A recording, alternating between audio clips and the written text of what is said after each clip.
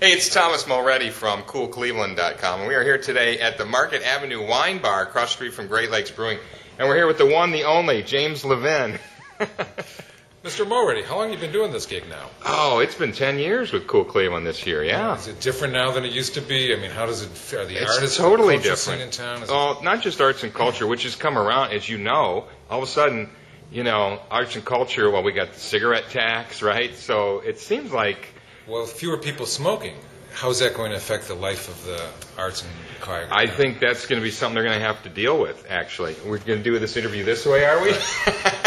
I think. There you go. Oh, that's awesome, see? So with less people smoking, yes, maybe we have to start taxing air or children. That's right, exactly. Or the sex. shoes on your feet, yep, and anything. Sex, maybe. That could work. That could generate some funds. They definitely are looking for the next tax levy, or whether it's going to be a continuation of cigarette or they move on to something else, because I think this one runs out in what? I think we tax booze all the way to the core, to the hops. I don't think we can go any deeper. This runs out in about 3 years. It runs out in about 3 years, so they've got to figure out a strategy there, because it is a big chunk of a lot of the arts groups, especially the smaller ones. And individual artists, you know, the bigger ones will find ways with foundations and with... They'll always survive. That's right, with the deep pockets. But it's the little guys who really rely so much on this county arts money. So we got to go out there. We start lobbying now. Councilmen out in Strongsville and Royalton and Euclid and... Well, that was the nice thing about this, was it was county-wide. So it's a lot more money, and we got a lot more folks. I think it's going to be an easier sell this time around. I think people they understand. They like the Rock Hall. This year around with the induction was very different than it was 3 years ago or prior to when it was coming to Cleveland, when people sort of had, I'm not really sure about it. But the economy isn't what it was the first time around. So No. it's going to be very interesting. I think you're right. The people are more sympathetic to art as an economic engine, and they Right. believe in it now, but their own pockets are being hit a little bit more, so passing any kind of tax is certainly going to be a challenge. Any of that is. It absolutely is. And there needs to be a real strategy behind it. But I do think we've got some smart people on it. I think... CPAC? That's right. Tom Schorgel is on himself this. is on it, so I don't think we have anything to worry about. Well, we're going to have to get behind it, and you're right to bring it up, because you've been on the edge of culture here for how many years yourself? Since the early 80s, right? 2-3 decades now. Right. Speaking of the edge, Wayne County couldn't be any further out of the edge. You keep getting further out until people don't really even know where you are at this point. Ohio River Festival on a steamboat or something. Exactly, like Mark Twain. Right. Well, that would be next. No, you and I have been from Cleveland Public Theater before it was an arts district, and it was really just a drug and prostitute district, face it. All the way up until, I mean, you really kicked that whole neighborhood off, Detroit Shoreway. You had rumors, at least, or that you had something to do with the Ingenuity Festival. You and I were co-founders, if you recall. Towards the beginning. And co-directors.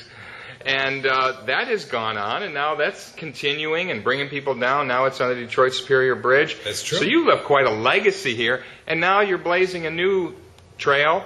I was going to say saddle, but it's all the way out to Wayne County. That's right. To the College of Wooster. You've been in charge of this entrepreneurship program out there, right? That's right. The Center for Entrepreneurship, I've been there for 3 years now as the director, and as part of its programming, we take ideas of students, and we try to cultivate them and bring them to fruition.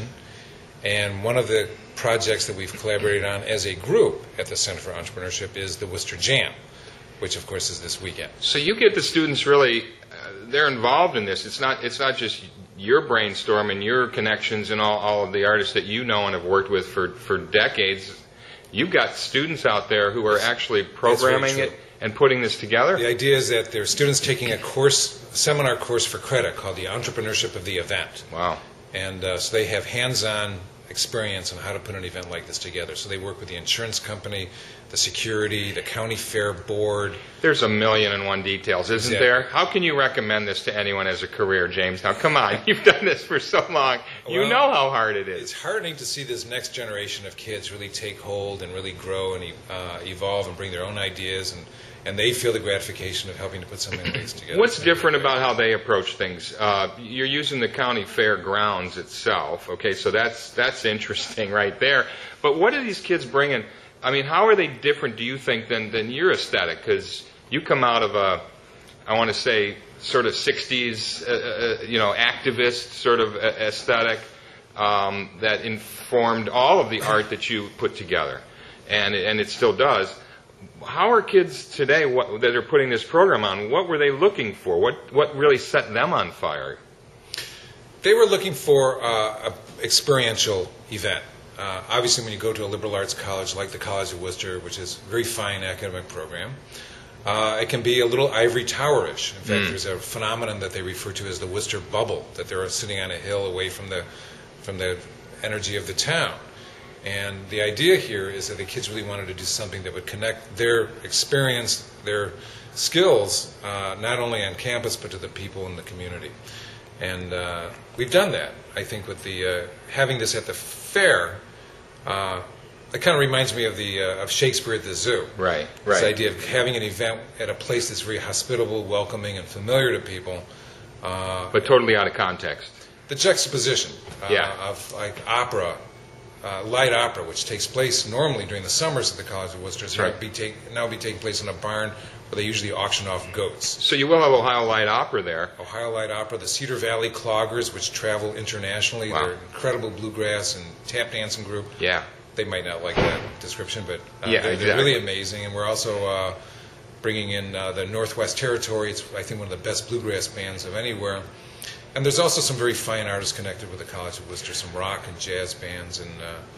And I do try to bring in some friends just to kind of keep the mix strong. So there's some folks coming in from Akron and Cleveland as well. Right. So it sounds like a pretty eclectic mix, really, of both the high art, opera, dance, choreography, as well as folk art, folk music, That's exactly street right. work. Very, very eclectic. Everything from zydeco to bluegrass to opera and the Wooster Cellist Ensemble to the Cloggers. We're having a lot of interactive stuff for kids, particularly during the afternoon on Saturday. It's free, by the way. It's this Saturday and Friday and Saturday, the 20th and 21st, free at the county fairgrounds. But we've collaborated with the Wooster Ethnic Fair, We Fair, which is going to run noon to 4 o'clock on Saturday. Very kid-friendly, so a lot of families come. They sample the ethnic food, Indian food, the Chinese, etc. Right. But we're bringing in a lot of ethnic music at that time. There's the Southeast Asian dancers, Halim El Dab, whom we both know very well from Ingenuity days, Irish dancers. We have a whole array of different cultures, particularly early in the day. And we have some friends of mine that you might remember from Ingenuity, Uzizi, Rick Smith Jr., Sure. the illusionist and magician's coming on. Yeah, he's awesome. Saturday afternoon. So very kid-friendly during the afternoon. Later at night, again, parallel with the Ingenuity Festival, it's a little bit more adult-oriented. Maybe leave the kids at home after 7 o'clock. Enjoy a beer. We got a liquor license for the second time ever at the Wayne County Fairgrounds. Wow. We got the first one a year ago. So another barrier we broke. I don't know whether I should be proud of that or not, but I think you should be. we're happy we can market to people that might want to enjoy an adult beverage on a Saturday night. What is different about this than doing stuff in Cuyahoga County and the city of Cleveland, where you've worked, where you could really take a lot of risks and maybe get away with things, or where you've got a community around you that maybe not everyone out there supports you, but you have enough of a community that you can get some support and get some assistance and get that critical mass going. What's it been like at Wayne County, where you've got the university, and did you find a lot of other groups to collaborate with, a lot of folks that were like-minded? We actually did. Once we got through the Wayne County Fair Board, and the Wayne County Fair Board is some interesting men. That's, I think, a legacy position of 21 farmers, all male and one female. Once we got them to sort of embrace the idea, and I went in there a year and a half ago with this array of students that were behind me. And they were Vietnamese, from Thailand, from Africa, from Pakistan, from India, and from Columbus. So we had this incredibly international group of kids present what we had in mind, arts and culture transforming their barns and outbuildings into a festival like this. And there were some eyebrows raised. And so we finally convinced them that it was time for the globalization of the Wayne County Fairground. And once they bought it, they've been really great to work with. And after we were able to put together a good, strong pilot edition a year ago, And you know what it's like from the festival, from Yeah. Ingenuity. Once you prove that you can actually do it, everything else opens up. So this year, the Right. Wayne Center for the Arts has embraced us. The artist co-ops from the city of Worcester has embraced us. As I mentioned, the Worcester Ethnic Fair has embraced us. So many of the cultural organizations in Worcester are now very much invested in this event, and I think will help sustain it in the future. What's going to be the future of this? Is it something you think that is going to be embedded into the curriculum because it's a class that these students are actually getting credit for? Do you think someone else is going to pick up the mantle after you move on, or do we not know where that's going to go? We don't know exactly, but I've incorporated the event as Wooster Jam, Inc. We put together a separate board independent of the college, so there's going to be 8 people from the community and 4 connected to the college. So the idea here is that after this edition of it, which I think will gain some steam, we've also gained some sponsorship. J.M. Smucker Company is sponsoring the festival this year, which is new. We're applying to the Arts Council as a separate nonprofit organization. So it has become sufficiently embraced by the community of artists in Wayne County that I think it will continue. I will stay involved. I'm on the board right now. Okay. So I'm going to be there as a kind of guiding kind of position for at least a year or two, but I think it's going to have enough legs to sustain itself. And you think after another big success this weekend, the Fair Board will probably be easier to convince if you decide to go back there and do it? Last year, this is a funny story, the Fair Board actually received half of the alcohol revenue. It was split between a medical clinic and the Fair Board. This year, half of the funds are going to go to a ministry, a person-to-person ministry in Wayne County, and the other half is going to the Jam itself to sustain it for next year. And when the Fair Board understood this, I could feel the energy leak out of the room. Because they weren't getting the revenue? We weren't getting the revenue, but as soon as I mentioned them that they're going to get 22 beverage passes. For them and their families. For them, so they could have unlimited beverages. The event was enthusiastically embraced, more so than when they realized they were just getting a cut of the revenue.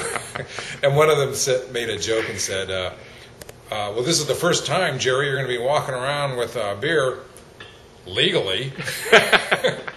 So I see the parallels. You did this at IngenuityFest. I give you the credit because you went and said to the police, instead of a little fenced-in area like they insisted, if you recall 5-10 years ago what they used to do here, no, we want the whole area to be alcohol zone and just, guard the perimeter. And they were like, no, we've never done that before, but eventually they saw the light, very successful, and now... It was the police that actually embraced the idea because they said so many of the arrests happen when people have to leave their little fenced-in area. Right. And it wasn't an issue. The issue was whether or not to actually have alcohol. Because it had never happened there in the 160 years of the Wayne County Fair. And well, you're breaking ground still. My wife says, "Great, congratulations! You're getting more alcohol out into the world. You're doing a great thing, Levin." This will be your legacy, but no, you've got your legacy is secure here. You have quite the history here, and we're so anxious to see what you do next. I never second guess you because you are on your own path, and you're someone that a lot of folks in this region look up to as a true leader, someone who saw the value of arts and culture in the city, someone who saw the value of cutting edge and avant-garde art that didn't cut corners and didn't water itself down. And that legacy... I'm not running for anything anymore. But we'll be tracing your career. And we should get together and just talk about issues too. It was a lot of fun here. I wish we had more time. But we'll come back again. Thank you, Mr. Mulready. Thank you, sir. Appreciate your help, as always.